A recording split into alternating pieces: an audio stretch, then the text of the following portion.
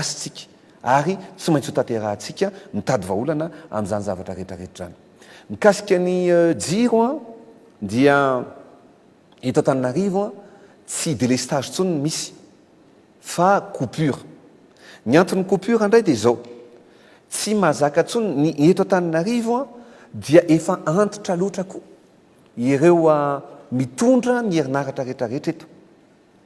Ary io fahanteran'io a no miteraka raha vao misy surconsommation na be loatra amin'ny filana rehefa ariva iny dia misy ny disjoncte ozy isy ny fitenena ohatrany ao an-trano.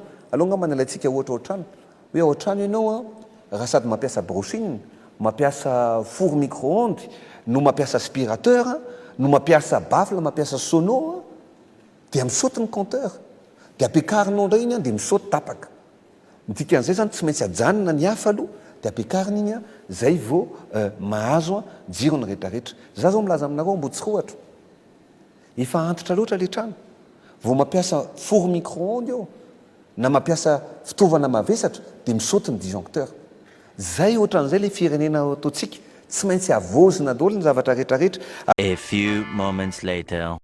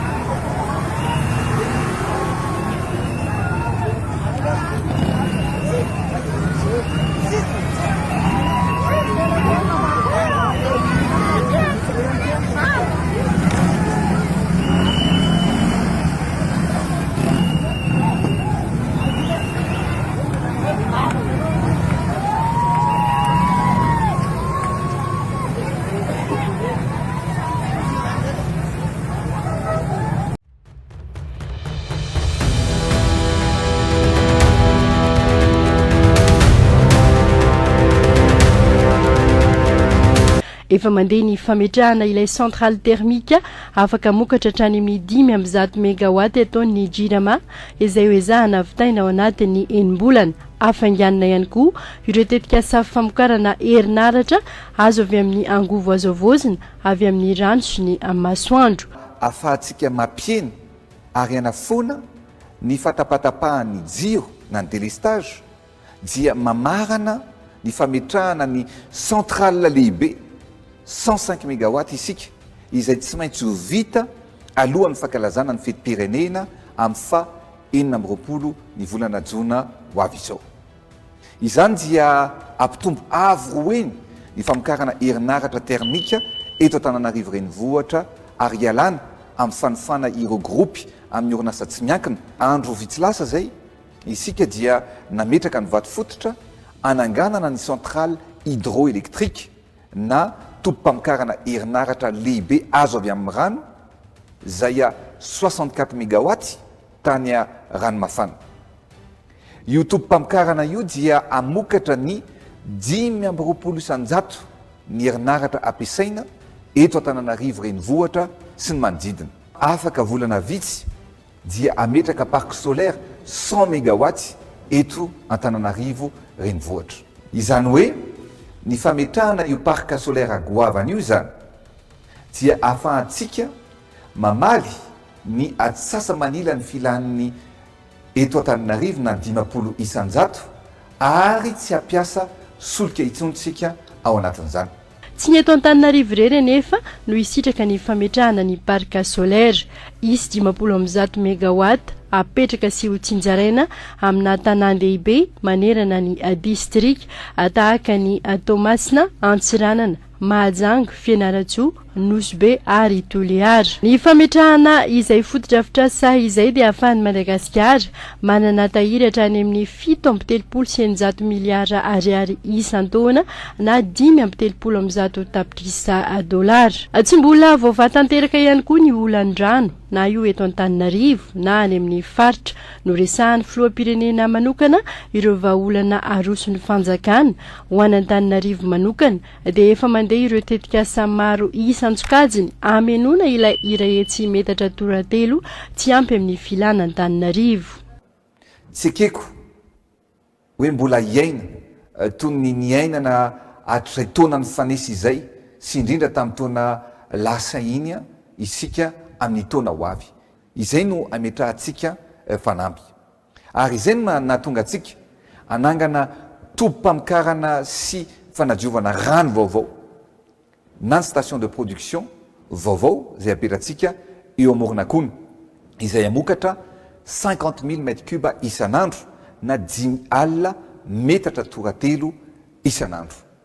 Toy izany ihany koa ny eo Ambotrimanjaka izay atratra 30 000 mètres cubes isan'andro na 3 alina metatra toratelo isan'andro sy ny station de pompage vaovao ihany koa anangana vaovao tsika eo Mancheza na Mancheza 3 izay amokatra 20 000 mètres cubes isan'andro na 2 alina metatra toratelo isan'andro. Soloana sy ho avozina tanteraka ny fantsona mirefy 480 kilometatra eto Antananarivo renivohitra. Ankoatr'izay dia irisoana ihany koa ny fanitarana ireo fantsona 70 kilometatra makany amin'ireo toerana mbola tsy nisy rano toy ny any Bongatsara, ny any Ambomangakely, ny any Ambatomirahavavy, ny ao Ambomanambola ary ho tonga hatrany Soavin'ny Merina. Aty Antananarivo ihany no isitraka ny fanatsarana ny famokarana rano fisotro madio hoy ny filoham-pirenena fa isy ireo foto-drafitrasa lehibe manerana ny nosy tafiditra ao anatin'ny tetikasa PAEP iarahana amin'ny banky iraisam-pirenena. Anisany azo izany Antsirana, Mahajanga, Antsirabe, Fianaratsoa, Manakara ary Mananjary. Nasian'ny filoham-pirenena Tsindrimpe manokana ny momba ny pipeline any Atsimo izay amakivaky toerana maro ary ahafahana mamatanteraka ny olan'ny-drano any Androy. Tohizantsika hatrany ny asa fanamboarana ny pipeline izay mamakivaky district telo, izany hoe miala ny Atolan'iaro, mandalo ao Ambosary ary ho tonga any Ambovombe. Commune 10 no ovatsiana rano amin'ny alalan'izany tetikasa pipeline lehibe zany.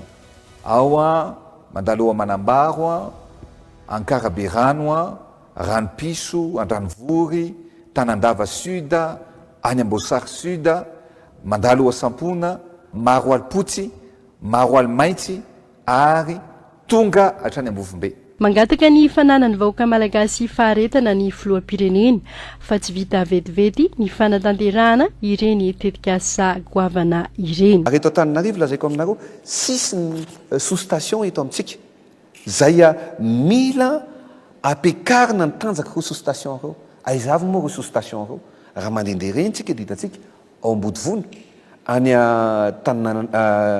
Tanandrano, any Tana Ouest zay hitantsika eny Pasika na eny amin'ny 67 hectares, any Tana Sud eny amin'ny fasan'ny Karana, ao Ambojatovo zay ao misy ny siège ny Jirama ary any Ambomanambola. Ireo sous-station reo tompoko dia tsy nisy fanamboarana hatramin'izay.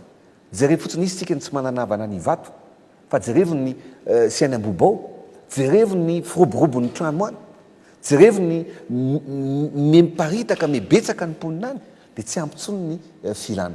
Noho izany zany dia tsy maintsy misy mesure sy travaux d'urgence aingina ho ataontsika zay hoentina anavozana anareo sous-station reo ampiakarina ny tanjana sy ny mitondra ihany koa ny électricité eto andrenivohitra. Ny zavatra mitranga dia zao rehefa avy ny orana roavy io zao dia misy reny hoe connecteur reny bakoly hitanareo eny amin'ny poteau reny dia raha vao avy ny orana ka leny reny no ny fahamperana dia tapaka ho azy foana ny jiro. Mitombo ny consommation dia tapaka ho azy. Zany hoe aleo hazava tsara ny resaka, tsy délestage tsony ny misy eto. Zany hoe ny famokarana herinaratra eto Antananarivo dia efa ampy.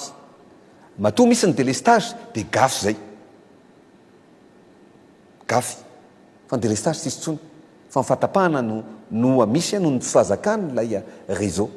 Ny olana zany nefa rehefa misy koa ny fatapahana dia tsy fantatra ny Jirama indray hoe aiza ny tapaka. Eo zany le izy satria tsy maintsy mandeha izy ohatra hoe tapaka ny anakady fotsy dia mandeha tsirairay ny Jirama mijery an'ilay poteau hoe aiza amin'le atao amin'ny quartier ny jirama atao amin'le poteau no tapaka dia eo vao hita dia eo vao amboarina le izy dia ny sosikevitra napetraka ny jirama dia ny hoe mametraka numéro vert dia rehefa misy ny fatapahana dia mba miantso ny olona hoe zay aty amin'ny quartier aty tapaka ny jiro dia mba hoaingana kokoa ny intervention amin'ireny fatapahana jiro misy eto andrenivohitra reny zany ny zavatra misy mikasika ny jiro sy ny rano